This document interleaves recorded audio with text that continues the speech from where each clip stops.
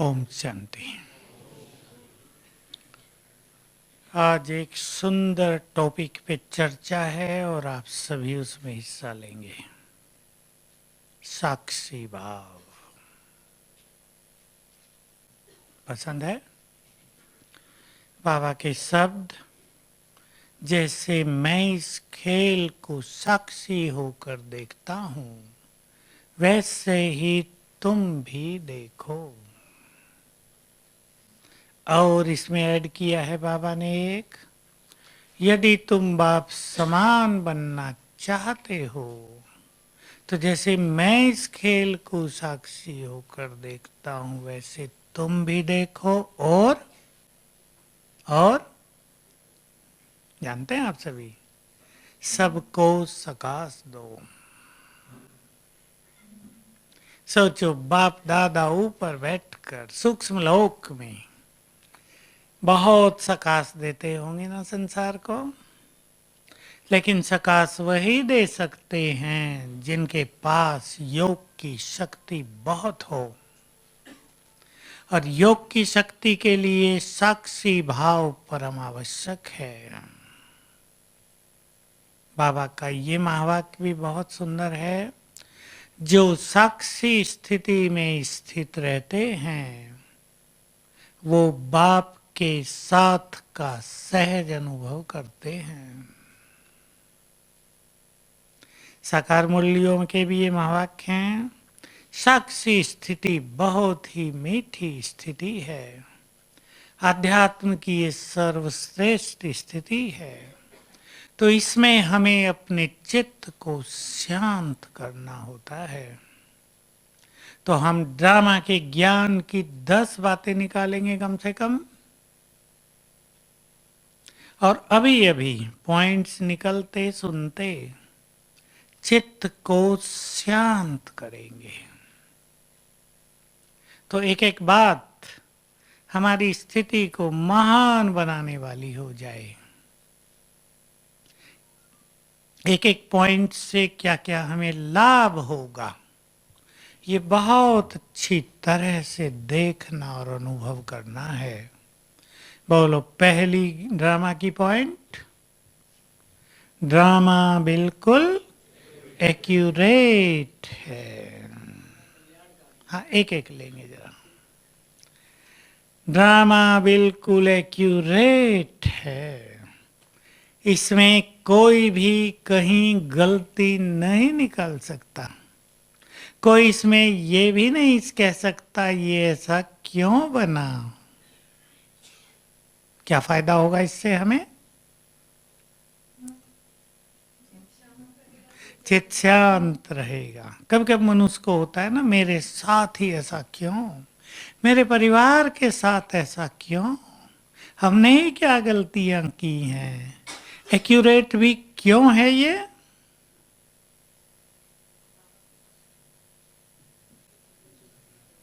ये खेल बना हुआ है मनुष्य के कर्म और फल का। फल बिना कर्म के नहीं मिल रहा है। ध्यान देंगे, फल बिना कर्म के नहीं मिल रहा है। कोई दुखी है तो उसके जिम्मेदार उसके कर्म हैं। कोई बहुत सफल है, किसी के परिवार बहुत सुखी हैं, उसके कर्म सुंदर हैं। इसलिए ये खेल बिल्कुल एक्यूरेट चल रहा है। अब दूसरी बात बोल दी हरीश ने, ड्रामा कल्याणकारी है। जरा गहरी बात है। कहीं कहीं ये कल्याणकारी भी प्रतीत होता है कोई कोई सीन, लेकिन अगर हम ये ख्याल रखेंगे ये ड्रामा पूरी तरह कल्याणकारी है। देखो बाबा ने क्या क्या कहा। बाप कल्याणकारी, बोलो आगे। संगम युग का समय कल्याणकारी, ड्रामा कल्याणकारी, और तुम सब विश्व कल्याणकारी। तो ये कल्याण कैसे हो सकता है? हम सब घटनाओं को देखें जरा और चित्त को शांत करें। जो कुछ हमें ऐसा लगता है कि ये तो गलत हो रहा है, ये तो नहीं होना चाहिए, क्या उसमें पर्दे के पीछे कल्याण छुपा हुआ है, उसको जरा नोट कर लेंगे। बाबा का महावाक्य एक ही बार आया है, इसलिए बहुतों को पता नहीं होगा। हर कल्याण के पर्दे के पीछे कल्याण छुपा हुआ है, पर्दा हटेगा कल्याण दिखाई देगा। ड्रामा कल्याणकारी है। तीसरी बात बहनों की ओर से, बनाया है, इसलिए और नथिंग न्यू, वही हो रहा है जो कल पहले हुआ था। ड्रामा हूबहू रिपीट होता है। चौथी बात भी जोड़ ले इसमें, बिल्कुल वही हो रहा है, नथिंग न्यू। अभी संसार में बहुत खेल उल्टा सुल्टा होता रहेगा परिवर्तन के काल में, विनाश के काल में। हमें ये बात बहुत मदद करेगी। नथिंग न्यू, कल पहले भी ऐसे ऐसे ही हुआ है। बहुत पक्का करना है सबको। कल पहले भी ऐसे ऐसे ही हुआ है, नथिंग न्यू। करेंगे पक्का? अभी से करें, सभी खूब प्रैक्टिस करें। इससे हमारी स्थिति अचल अडोल रहेगी। एक बात जो हम सदा सुनते सुनाते हैं, जो कुछ हो रहा है वही सत्य है और वही होना चाहिए। चित्त को शांत करने वाली बात है ये। जो कुछ हो रहा है वही सत्य है। वो हो तो बहुत कुछ रहा है, परिवारों में, आपके बच्चों के साथ, किसी के साथी के साथ, न जाने क्या क्या हो रहा है। वही सत्य है और वही होना चाहिए। करें इसको, लाए अपने चिंतन में और चित्त को शांत करें। देख लो अपने जीवन में जो कुछ हो रहा है अब भी, और जो पीछे हो गया वो भी। उससे अपने चित्त को शांत करेंगे तो हमारी आंतरिक शक्तियां बहुत बढ़ जाएंगी। और आगे चले,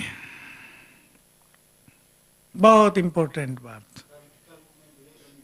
हाँ, इस पे आते हैं। मैं फिर याद रखना एक बात और, क्योंकि जो पास्ट हो गया उसका इफेक्ट बहुतों के ऊपर बहुत गहरा रहता है। और आजकल के समय में पास्ट में अनेक लोग जीते हैं, पास्ट के प्रभाव में, पास्ट के चिंतन में। कई कईयों को तो पास्ट की भी चिंता रहती है, ये हो गया, ये नहीं होना चाहिए था, क्यों हो गया। तो इससे बचने के लिए क्या याद रखेंगे ड्रामा का ज्ञान?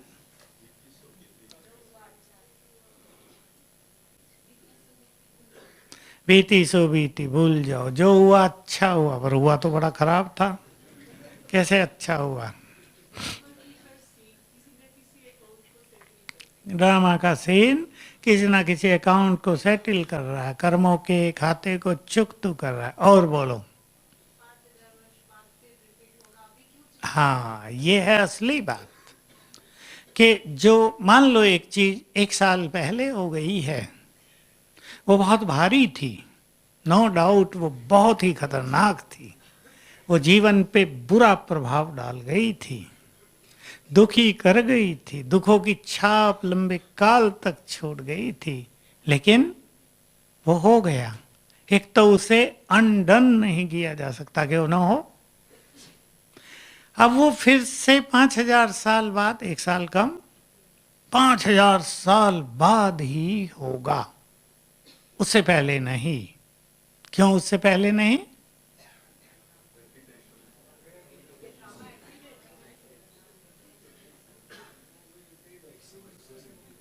इस ड्रामा की गुह्यता ये है कि एक सीन केवल एक ही बार होता है,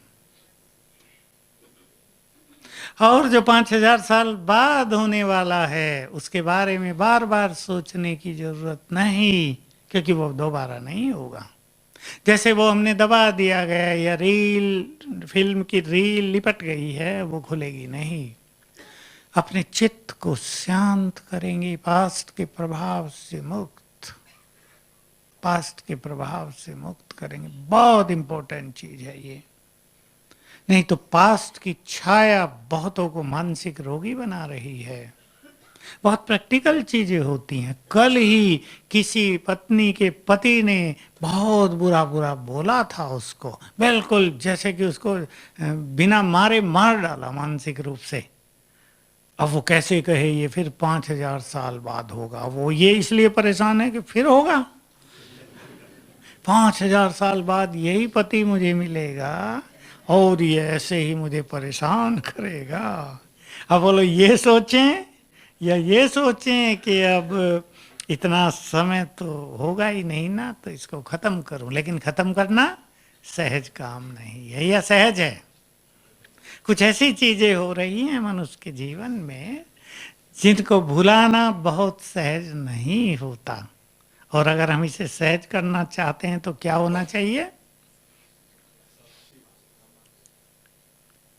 अभी ड्रामा कैसे सोचें? कल ही तो उसने बहुत तंग किया है, मुरझाहट आ गई जीवन में, खुशी छीन ले गया है, और न जाने जो जो बोला है वो इधर छपा हुआ है, वो निकल नहीं रहा है।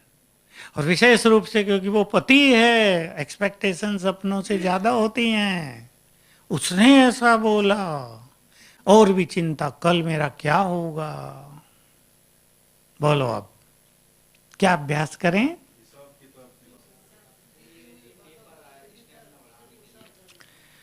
हाँ, ये सब चिंतन अच्छे हैं, लेकिन हम कुछ अच्छी स्मृतियों का पहले से ही अभ्यास करते हैं, और वो सहज बात है 5 स्वरूपों की स्मृति।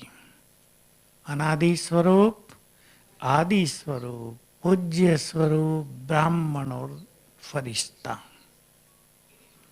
इसके अभ्यास करने से क्या फायदा होता है कि मानस पटल पर ये गहरी स्मृतियां इतनी छा जाती हैं कि जो और बातें हैं ना उनको हम बहुत लाइटली लेने लगते हैं। और जब हम लाइट हो जाते हैं ना, देखिए इस केस को आप ले लीजिए। पति पत्नी का झगड़ा हुआ है, पति बहुत कुछ बोल रहा है, आगे पीछे की बोल रहा है, उसको याद दिला रहा है तुमने ऐसे किया, ये किया, तुम जब स्टूडेंट थी ऐसी थी, ये थी वो थी। अब अगर ये लाइटली ले रही है उसे, तो बोलने वाला भी लाइट हो जाएगा, रुक जाएगा। और अगर ये सीरियसली ले रही है तो क्या होगा? ये कुछ रिएक्ट करेगी ना फिर, तो वो और बोलेगा, ये और बोलेगी, झगड़ा इतना भयानक होगा कि भूले नहीं भूलेगा फिर जिंदगी भर। ये केस हो रहे हैं आजकल बहुत।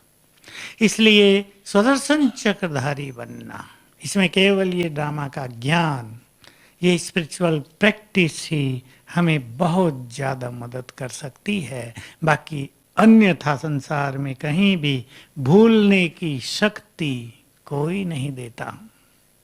यह है डॉक्टर, कई डॉक्टर बैठे हैं, कोई भुला सकता है पास्ट को? होता ही नहीं। सबसे कठिन काम है पास्ट को भूलना और भुलाना। लेकिन जो इसको भूले उसकी प्रैक्टिस, उसके लिए प्रैक्टिस यही है सुदर्शन चक्रधारी, ज्ञान का अच्छा चिंतन, 5 स्वरूपों की बार बार स्मृति। तो मन पर ये अच्छी चीजें इतनी छाई रहेंगी कि वो बुरी चीजें जल्दी हल्की हो जाएंगी। फिर ये ड्रामा की जो बातें हैं वो इफेक्टिवली काम करेंगी। ऐसा नहीं लगेगा केवल सोच रहे हैं कि कल जो हो गया ठीक है, 5,000 साल बाद होगा ना, अब क्यों परेशान हो। पर इतना सहज तो नहीं है ना। इसलिए लंबा काल इनकी प्रैक्टिस, बाबा के महावाक्य, श्रेष्ठ स्मृतियों से ही पास्ट की स्मृतियों को विस्मृत किया जा सकता है, अन्यथा कोई चारा नहीं बचता। अब आगे चलें। भविष्य के लिए कौन सी सुंदर बात कही है? सबको याद रखनी है, बात भूलना नहीं है। माताओं को, गृहस्थियों को विशेष। भविष्य, हरीश बोलो, तुम्हारे मुख पे आ रहा है। भविष्य निश्चित है, खेल बना हुआ है, प्रीडेस्टाइंड। भविष्य निश्चित है। अब ये गहरी बात है, कोई तर्क करने वाला इसको शायद मुश्किल ही समझे। निश्चित है तो हम क्यों कुछ करें, अनेक प्रश्न लोग करते हैं। पर करना भी तो निश्चित है ना, केवल फ्यूचर ही निश्चित नहीं, वर्तमान भी निश्चित है। तो हमारा करना भी निश्चित है, हमें वो करने के लिए बाध्य करेगा समय। मान लो आप क्लास में आ रहे थे, ड्रामा में आपका आने का नहीं था, तो रास्ते में फ़ोन आ जाएगा कोई सीरियस, जल्दी हॉस्पिटल में पहुंच जाओ। होता है ना ऐसे, आप वहां पहुंचेंगे, यहाँ नहीं आएंगे। तो सब कुछ हमारे हाथ में तो नहीं है। तो सभी संकल्प करेंगे, आपके बच्चों का भविष्य निश्चित है। अपने बच्चों के लिए खास, सबका भविष्य निश्चित है। सभी का भाग्य, इसको ही तो भाग्य कहते हैं ना, निश्चित है। हम किसी के लिए कुछ नहीं कर रहे हैं। आज हम हैं तो हम चिंतित हैं हमारे बच्चों के लिए, कल हम नहीं होंगे तो क्या उनकी पालना नहीं होगी? वो अपना भाग्य लेकर ही आए हैं, उनकी पालना होती रहेगी। इसलिए सहज भाव, कर्तव्य पालन करते रहें। जो हमने पहले कहा, सकाश देना, बाबा की बात है ना, यानी कर्तव्य पालन करना, ये करते रहें। और उनके भाग्य को आगे बढ़ाने के लिए उन्हें मोटिवेट करते रहें। लेकिन मान लो वो नहीं करते तो क्या करेंगे? साक्षी भाव। थोड़ा कठिन काम है माताओं के लिए। एक केस आज का ही, मेरा लड़का 10वीं में है लेकिन अब पढ़ता नहीं है। अब बच्चे वहीं बैठे थे उसके, दोनों मेरे पास आई थी, मुझे पता नहीं था इसके बच्चे हैं। मैंने कहा मोबाइल दे दिए क्या उनके हाथ में? कि हाँ। वो पीछे हंस रहे हैं, तब मैं समझा कुछ गड़बड़ तो है। मैंने कहा ये जो वर्तमान कल्चर है इसको हम मोबाइल कल्चर कह सकते हैं। अभी स्टूडेंट देखते हैं मेरे साथी के पास तो स्मार्टफोन है, वो 60,000 वाला है। वो मम्मी को आके कहता है मैं क्या, वो हंसते हैं मुझे, तुम गरीब घर के हो, फोन भी ये छोटा सा रखा है 1,000 रुपये वाला। मोबाइल कल्चर है ना। तो कहा ये मोबाइल में लग गए हैं तो पढ़ने पे ध्यान नहीं देते। अब माँ क्या करे? बोलो माताएं, चिंताओं की अग्नि में जल के अपनी सुख चैन गंवा ले, या उनको सकाश देकर थोड़ा मोटिवेट करें? फिर भी उनका भाग्य अपना अपना है। मैं माताओं को हमेशा एक दो बात कहता हूँ। प्रोफेसर बैठे हैं, देखो आपकी क्लास में यदि 50 स्टूडेंट हैं तो एक दो तो होगा टॉप क्लास, 2 ही होंगे बस, ज़्यादा तो बहुत होशियार, 5-7 फर्स्ट क्लास, बीच के 20 सेकंड क्लास, और 15-20 थर्ड क्लास, और 5वीं क्लास कौन सी? फेलियोर क्लास भी तो होंगे ना उसमें, नहीं? अब आप सोचने लगे सारे ही बच्चे टॉप क्लास हों, सबके नंबर 97% आए, होगा? इम्पॉसिबल है। तो ये 5 कैटेगरी सबके पास हैं, इसे साक्षी होकर हमें देखना ही पड़ेगा। और इस मोबाइल और इंटरनेट के कारण तो बहुत होशियार बच्चे भी सेकंड क्लास पे आ जाते हैं। आए मेरे पास अभी 10th में 97 आए थे, अभी 12 में पता नहीं 50 भी आएंगे या नहीं। हमें तो इसको मैं डॉक्टर बनाना था, अब ये तो लड़की मुश्किल कर रही है, 50% भी नहीं आएंगे। पता चलता है कहाँ लगे हुए हैं, वही सब आधुनिक माया। और युवक इसको बिल्कुल समझते नहीं हैं। मैं युवकों को हमेशा एक चीज कहता हूँ, समझने की कोशिश करें। जो यहाँ बैठे हैं, हमारे पास बहुत अच्छी क्रिएटिव एनर्जी है मन में। अगर हम इन चीजों में लगे हुए हैं तो हमारा मन सारा दिन किस में चलेगा? इन्हीं में चलेगा ना। नेट पे कुछ सर्च कर रहे हैं, कुछ देख रहे हैं, मोबाइल पे फ्रेंड से बात कर रहे हैं, कुछ टीवी में लगे हुए हैं, तो इन पे ही बुद्धि चल रही ना, मन चल रहा है। तो जो हम कुछ क्रिएट करना चाहते वो तो दब गया, वो खत्म होता जाता है, और धीरे धीरे दबते दबते वो संपूर्ण रूप से नष्ट हो जाता है। फिर जब वो अच्छे काम के लिए तैयार होना चाहते हैं ना, तब वो क्रिएटिव एनर्जी उनको साथ नहीं देती, क्योंकि उन्होंने उसको नष्ट कर दिया है। इसलिए जो इन चीजों पर बहुत लगे हैं वो समझ लें, मैं जो माताएं और पिताएं अपने बच्चों को कन्विंस कर सके करते हैं। बहुत अच्छे बच्चे आते हैं मेरे पास, मैं पूछता हूँ मोबाइल हम रखते ही नहीं, नेट बस उतना ही जितना हमें ज़रूरत है अपने कोर्स के लिए, उसके अलावा हम इधर उधर जाते ही नहीं। तो जो भी अपने बच्चों को, अपने साथियों को समझा सके कि इससे तुम्हारी क्रिएटिव पावर जो तुम्हें जीवन भर काम आने वाली है, एक साइंटिस्ट के पास क्रिएटिव पावर ही होती है ना, तब वो नहीं रिसर्च करता है। अगर वो भी इस प्रेशर में रहे तो रिसर्च कैसे करेगा? तो आप बताओ उन्हें तुम्हारी ये क्रिएटिव एनर्जी नष्ट हो रही है इस विज्ञान के वरदान से। इसलिए ऐसे बच्चों के लिए ये वरदान श्राप बन गया है। तो फिर वहीं आ जाएं साक्षी भाव। अब आ जाएं उन बातों पर जो आप सब बता रहे थे। इस ड्रामा में हर एक का पार्ट अपना अपना है, यहाँ किसी का कुछ भी दोष नहीं है। और इस पार्ट के बारे में ऐसी ही बात, एक का पार्ट न मिले दूसरे से, एक मिनट का पार्ट न मिले दूसरे मिनट से। कितना वंडरफुल, मैं कहेंगे मिरेकुलस ड्रामा। एक का पार्ट न मिले दूसरे से, एक मिनट, बाबा तो सेकंड कहते हैं पर बाबा का सेकंड तो थोड़ा बड़ा होता है ना। एक मिनट का पार्ट न मिले दूसरे से। देखें इस ड्रामा की ब्यूटी को, कितना सुंदर है ये खेल। शांत होकर कभी बैठ के देखा करें इसको। सतयुग से चला था ये खेल, उससे पहले हम सभी परमधाम में थे, मुक्त अवस्था में। नीचे आए सतयुग, गोल्डन पीरियड, देव युग। क्या थी सृष्टि, प्रकृति कैसी थी, धन धान्य से संपन्नता कैसी थी। देखो सीन को, धीरे धीरे जन्म लिया, जन्म जन्म जन्म पुनर्जन्म, नीचे उतरे, त्रेता में आए। वो देव युग पूर्ण हुआ त्रेता तक। फिर द्वापर, श्रेष्ठ जीवन, वो भी बेकार जीवन नहीं था, बहुत सुंदर जीवन।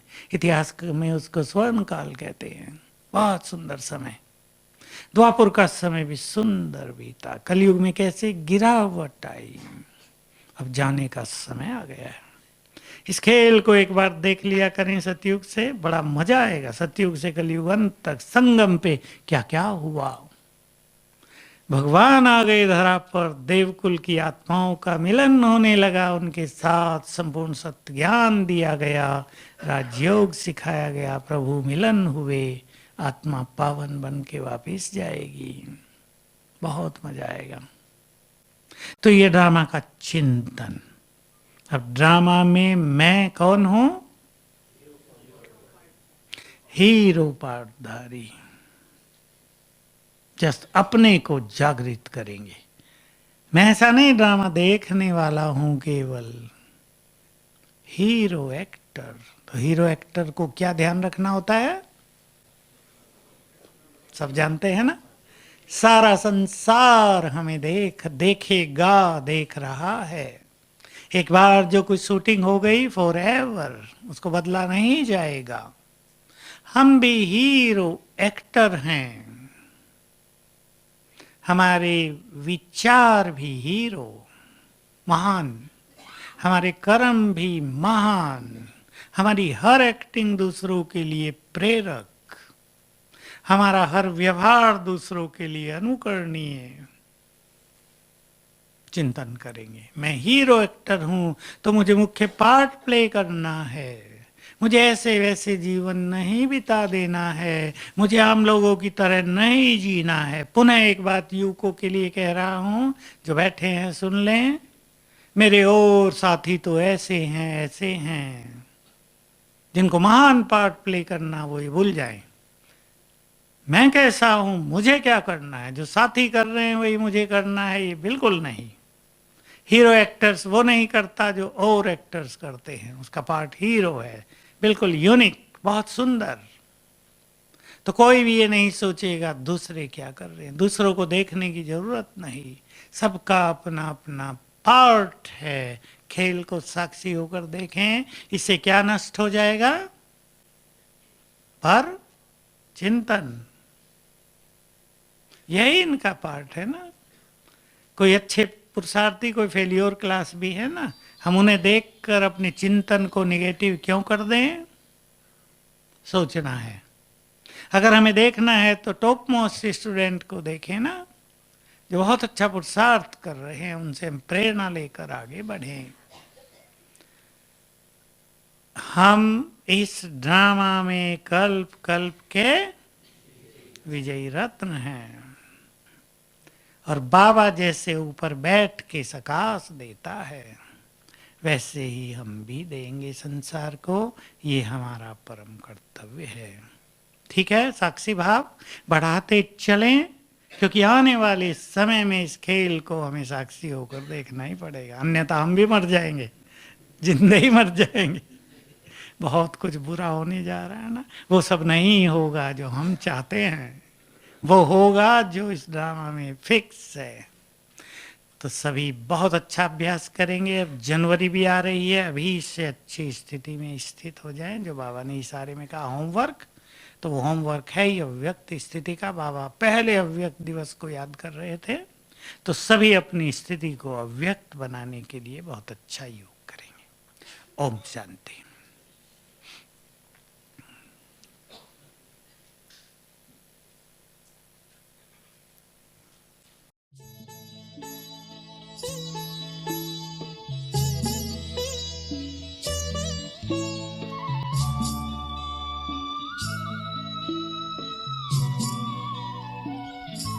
शांति का आएगा जब सवेरा, दूर हो जाएगा सब अंधेरा। शांति का आएगा जब सवेरा, दूर हो जाएगा सब अंधेरा। लोगों सुन लो, लोगों सुन लो, लोगों सुन लो ये संदेश मेरा, दूर हो जाएगा सब अंधेरा। शांति का आएगा जब सवेरा,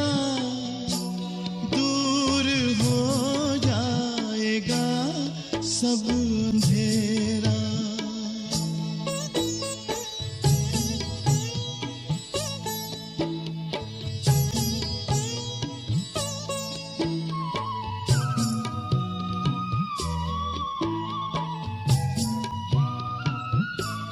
एक दिन बदलेगा विश्व ये सारा, होगा इंसानों में भाईचारा। आपसी प्यार इतना बढ़ेगा, कोई भी देश